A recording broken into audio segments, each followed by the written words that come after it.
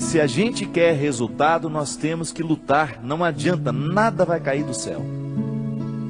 Nada cai do céu. Fé nasce do chão. Acho que a gente inverteu as coisas, né?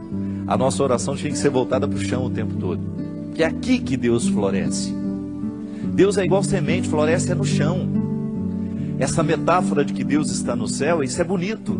Mas é aqui, ó, é pisando nesse chão que a vida acontece.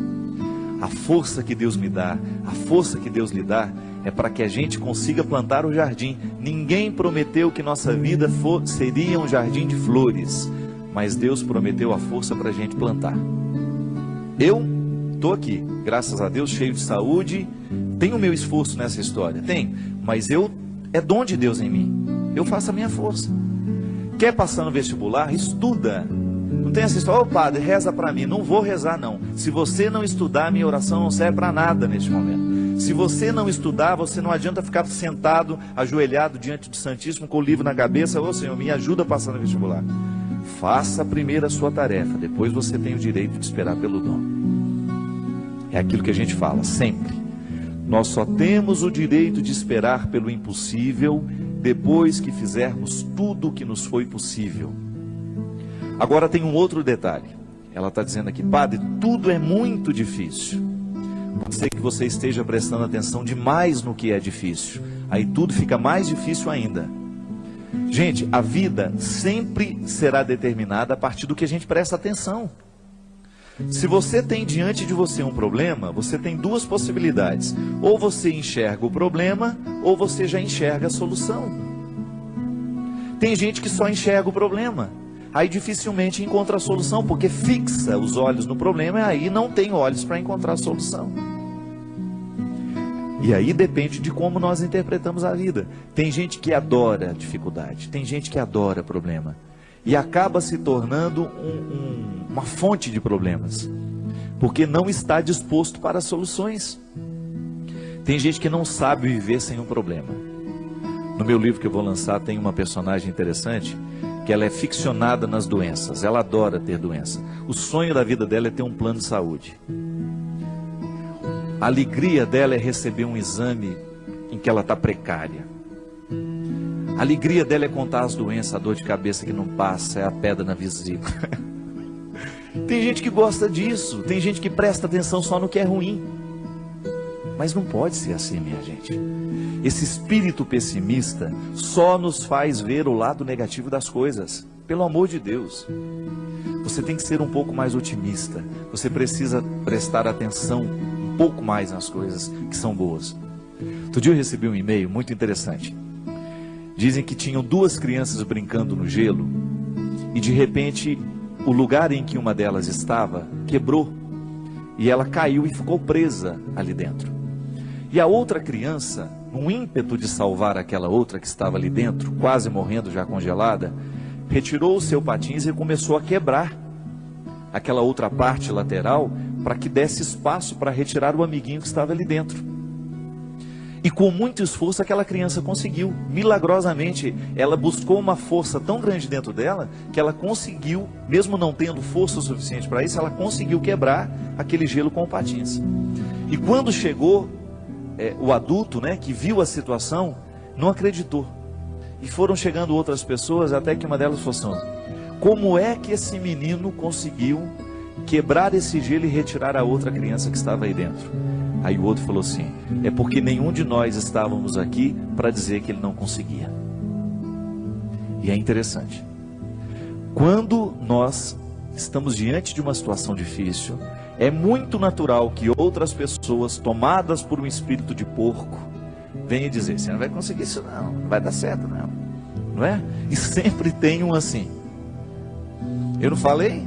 Não sei não, estou achando que esse negócio vai dar certo não. Sempre tem um espírito de porco pronto para jogar uma frase destrutiva, que vai desanimar. Mas não. Se a gente não presta atenção nesses discursos, nós vamos extrair coragem dentro de nós, de um jeito que a gente não sabia que tinha. Então, minha filha, às vezes, tudo está tão difícil. Não, não é bem assim. É que nós olhamos tudo de maneira difícil. Não é que tudo está difícil, é que nós olhamos tudo de maneira difícil. difícil. Não pode ser assim. Nós precisamos ser um pouco mais otimistas. Dificuldade existe na vida de todo mundo. Elas estão por toda parte. Agora, a maneira como nós encaramos essas dificuldades é que vai fazer a diferença. Ah, são 5.000 pessoas para 5 vagas. Não fique preocupada, viu? 90% destes 5.000 que estão tentando essa vaga não estudou do jeito que você estudou. Se você verdadeiramente se prepara para as coisas, você já elimina boa parte dos concorrentes, porque a maioria é mais ou menos. A maioria está vivendo mais ou menos. A maioria está fazendo mais ou menos. São poucas as pessoas que verdadeiramente estão tomando a vida com responsabilidade do jeito que ela precisa. São poucos os jovens que na fase de 16, 17 anos estão levando o colégio a sério. São poucos os universitários que hoje estão cursando a faculdade com a disciplina que a profissão vai exigir um dia. São poucos os profissionais que verdadeiramente estarão bem preparados para nos atender nos seus consultórios de advocacia, nos seus consultórios dentários, nos seus consultórios médicos, porque são poucos os que verdadeiramente estão fazendo o que devem fazer. Estou sendo pessimista? Não. É só você olhar para o jeito como estão vivendo os nossos universitários, a maneira como eles estão se preparando para a futura profissão. E eu sempre digo, quer ser um bom profissional, estude bem o que você está estudando. Porque você não tem o direito de ser mais ou menos, não tem. A maior preocupação minha que eu tenho como padre, minha gente, é a qualidade dos nossos padres nos dias de hoje. Você que é padre sabe muito bem o quanto que você é exigido nos dias de hoje. Você precisa ser um homem de sabedoria, você precisa ser um homem que estabeleça uma ponte com a cultura, com a sociedade. Não dá para você evangelizar do mesmo jeito que evangelizavam há 20 anos atrás, não dá. Nós precisamos correr atrás da qualidade. Ninguém está fora disso. Você aí na sua área, você precisa correr atrás da sua qualidade. Você que é médico, você que é dentista, você sabe o quanto você precisa se aperfeiçoar para você continuar de pé no mundo de hoje. Hoje nós estamos no tempo da competência e não é problema. Isso tem que nos motivar para a gente querer, reconhecendo, ainda que seja um mínimo dentro de nós. Nós merecemos cuidar desse mínimo, chegar a aperfeiçoar cada vez mais esse processo, aumentar cada vez mais as nossas possibilidades. E aí na hora que a gente esbarra na nossa fragilidade, a gente tem que aprender com ela. Ela não tem que nos desanimar. Mas muito mais que a qualidade profissional, antes dela é a nossa qualidade humana. Muito mais que um bom médico, você precisa antes é ser um bom pai, ser um bom filho, ser um bom irmão. É isso que faz verdadeiramente a felicidade vir acomodar-se dentro de você. Não adianta você se realizar na sua profissão se você não se realiza como pessoa. E é disso que hoje nós estamos falando. É desse aperfeiçoamento humano.